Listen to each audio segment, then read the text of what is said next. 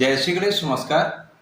प्रत्येक व्यक्ति जो इस सृष्टि में है उसको अपनी आवश्यकताओं की पूर्ति के लिए, अपने जीवन को चलाने के लिए, अपने सुखों का उपभोग करने के लिए धन की आवश्यकता होती है। पृथ्वी में कोई भी ऐसी वस्तु नहीं है जिसका कोई मूल्य ना हो। अतः जीवन चलाने के लिए, अपना जीवन यापन करने के लिए, सुखों का उपभोग करने के लिए, समस्त ऐश्वर्य सुख सुविधाओं को प्राप्त करने के लिए धन की आवश्यकता होती है। तो प्रत्येक व्यक्ति को धन की आवश्यकता निश्चित रूप से पड़ती ही है।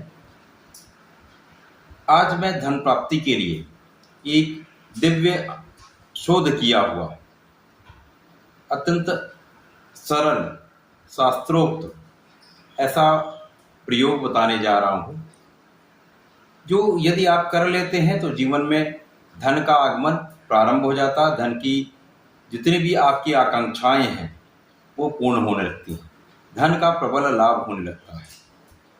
श्रावण मास चल रहा है, जहाँ पर साक्षात शिव महाराज गणपति जी के साथ, माता पार्वती के साथ, शिव परिवार के साथ पृथ्वी पर होते हैं। तो ये माह अत्यंत श्रेष्ठ है किसी भी अनुष्ठान के लिए भी, किसी भी प्रयोग के लिए, किसी भी उपाय के लिए ये माह सर्वश्रेष्ठ माना गया है।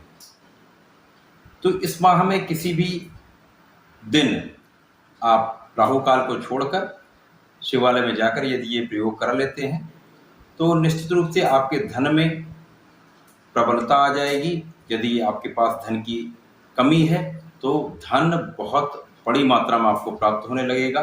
धन की जितनी भी आवश्यकताएं हैं आपकी पूर्ण होने लगेगी। ये प्रयोग इतना दिव्य है, इतना सरल है।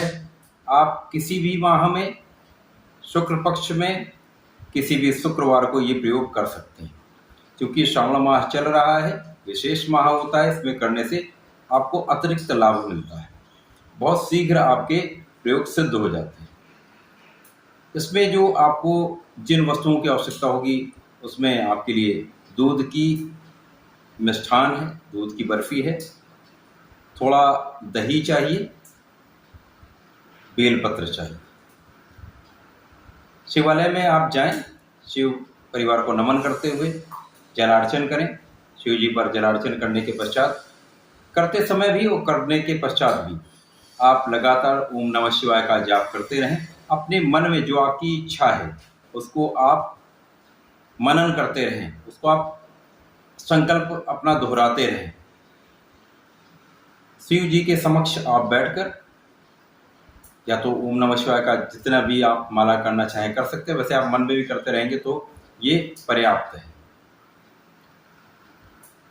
इसमें आपको करना क्या है, दही में आप दूध की बर्फी को मिला लीजिए। मिलाने के पश्चात आप उस मिश्रण को जलार्चन के पश्चात शिव जी पर अर्पित कर दीजिए।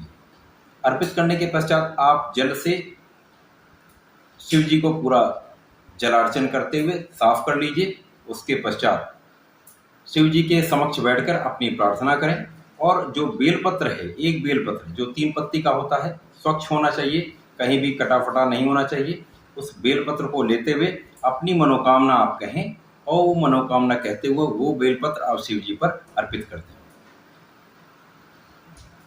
उसके पश्चात आप शिव परिवार को नमन करें, प्रणाम करें। चलते समय वो बेलपत्र आप अपने साथ शिव जी को प्रणाम करते हुए लेते आएं। अपने घर में जहाँ पर भी आप धन का स्थान है, जहाँ पर भी आप धन रखते हैं, वहाँ पर ये रख दीजिए।